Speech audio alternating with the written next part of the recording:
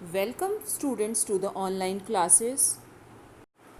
Welcome students. This is Renu Kherajani and today's topic is roots of plants. Welcome students. Chapter 7 Roots of Plants. Sonia has a beautiful garden in her house. There are many plants with pink, red, yellow and orange flowers. Bani wanted a plant with pink flowers.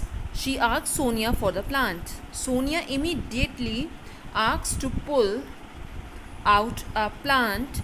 Bani also helped her.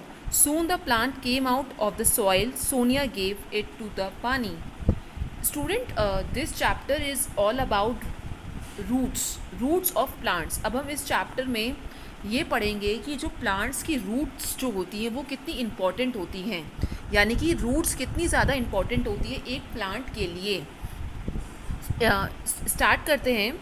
Sonia के घर में एक बहुत ही beautiful सा garden है.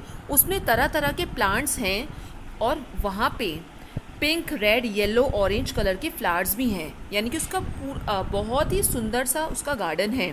बानी जो उसकी फ्रेंड है वो पिंक कलर का फ्लावर प्लांट करना चाहती है अपने घर में, यानी कि अपने घर में वो पौधा लगाना चाहती है पिंक फ्लावर्स का. तो वो सोनिया से ये कहती है कि उसको सोनिया को उस प्लांट के बारे में वो बताती है. सोनिया ने इमीडिएटली क्या किया कि उसके घर का जो पिंक प्लांट था उसमें से उसने पुल आउट अ प्लांट, यानी कि उसने तुरंत उस प्लांट को निकाल दिया. ठीक है. और बानी ने भी उसकी मदद करी उस प्लांट को उसमें से उस प्लांट को उस पॉट में से निकालने में. उसके बाद क्या हुआ, उसके बाद वो प्लांट सॉइल के साथ बाहर निकल के आ गया और सोनिया ने उसको बानी को दे दिया. बानी planted it in her garden. She watered the plant. Next day she found that the leaves of the plant has wilted. The plant did not grow in her house and died. Can you tell me why it happened? Students, इसके बाद क्या हुआ था कि बानी ने वही वाला प्लांट जो उसको सोनिया ने दिया था अपने गार्डन में उसने लगाया. उसने पानी डाला उस प्लांट को, लेकिन नेक्स्ट डे वो देखती है कि जो प्लांट की जो लीव्स थी वो विल्टेड, यानी कि लिम और ड्रॉपिंग जिसे हम बोलते हैं वो हो गई थी, यानी कि वो बहुत सूख गई थी, मुरझा गई थी. और जो प्लांट था वो ग्रो नहीं हुआ, वो मर गया उसका प्लांट. क्या आप मुझे बता सकते हो ऐसा क्यों हुआ? When the plant was growing in Sonia's garden, it had strong roots. When Sonia pulled out the plant, the major parts of the roots got damaged. Bani got the plant with damaged roots. Students, हुआ ये था कि जब सोनिया ने जब अपने garden में वो प्लांट ग्रो करा था तो उसकी रूट्स कैसी थी स्टूडेंट्स? स्ट्रॉन्ग थी, मजबूत थी. लेकिन सोनिया ने क्या किया, उसको निकाल के, यानी कि उस प्लांट को ज़बरदस्ती निकाल करके उसको बानी को दे दिया. तो क्या हुआ, जो उसकी मेजर पार्ट का, यानी जो रूट्स की जो मेजर पार्ट्स थे वो डैमेज हो गए और बानी को कैसा प्लांट मिला? डैमेज रूट्स वाला प्लांट मिला. इस वजह से वो प्लांट मर गया, इस वजह से वो प्लांट डाई हो गया. स्टूडेंट, बानी जो पौधा लेकर आई थी सोनिया के घर से, तो उसकी जो मेजर रूट्स थी वो तो वहाँ डैमेज हो गई. इस वजह से क्या हुआ, रूट्स ना पानी एब्जॉर्व कर पाई, ना कुछ जो इम्पॉर्टेंट मिनरल्स होते हैं वो एब्जॉर्व कर पाई. इसलिए उसका जो प्लांट था वो विल्टेड और वो डाई हो गया. स्टूडेंट, जब भी आप किसी ग्रास को ग्राउंड में से निकालने की कोशिश करते हैं तो क्या आपको किसी डिफ़िकल्टीज़ का सामना करना पड़ता है और ऐसा क्यों करना पड़ता है वो सोचिए. Roots hold the plant firmly to the soil. That is why it is difficult to pull out a plant from the soil. Students, जो प्लांट की जो जड़ें होती हैं वो इतनी मजबूत होती हैं और वो सॉइल को, उस प्लांट को होल्ड करके रखती हैं. रूट्स बहुत इम्पॉर्टेंट होते हैं प्लांट के लिए क्योंकि उनकी जो जड़ें होती हैं वो मिट्टी से उस प्लांट को होल्ड करके रखती हैं.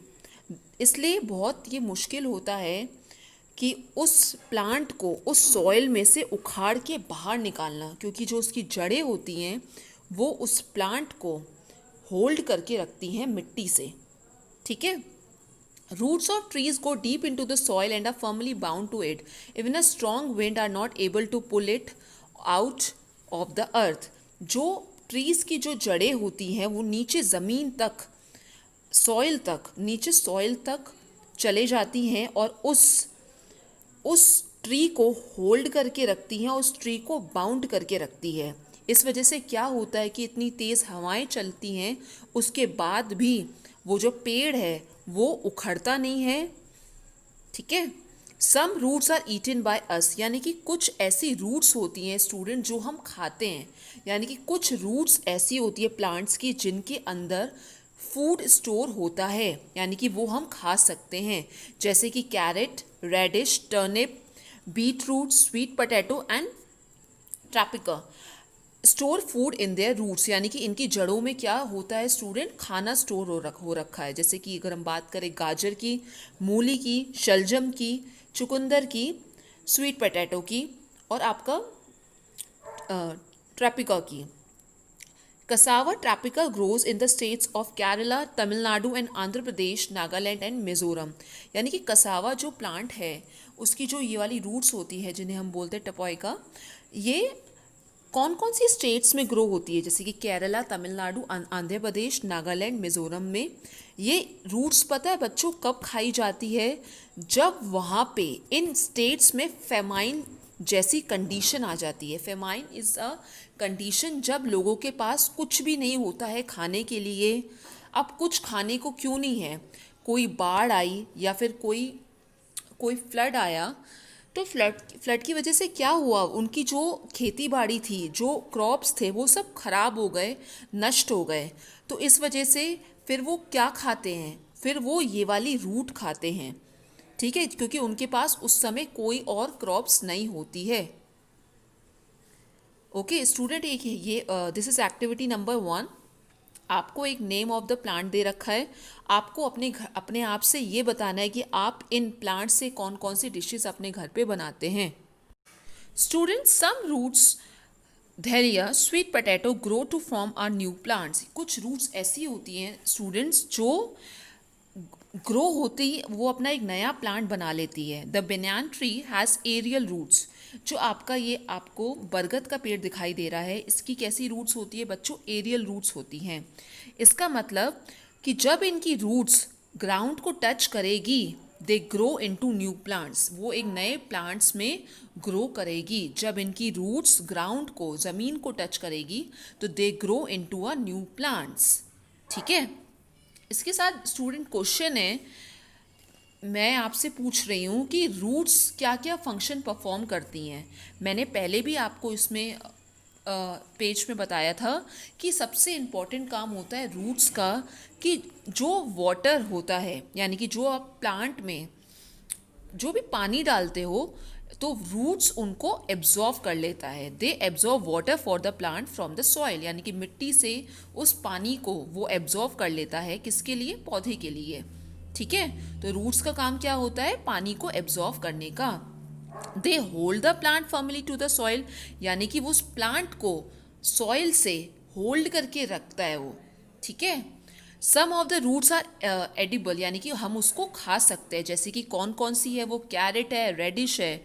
And some roots grow into a new plants, यानी कि कुछ रूट्स दूसरे न्यू प्लांट्स में ग्रो होती हैं, जैसे कि आपका बेनियान और dahlia. Looking after the plants, student looking after the plants का मतलब क्या होता है, प्लांट्स की देख रेख करना। We grow a number of plants in our house और इन अवर किचन गार्डन, यानी कि बच्चों हम अपने किचन गार्डन में और अपने घर में बहुत सारे तरीके के प्लांट्स ग्रो करते हैं।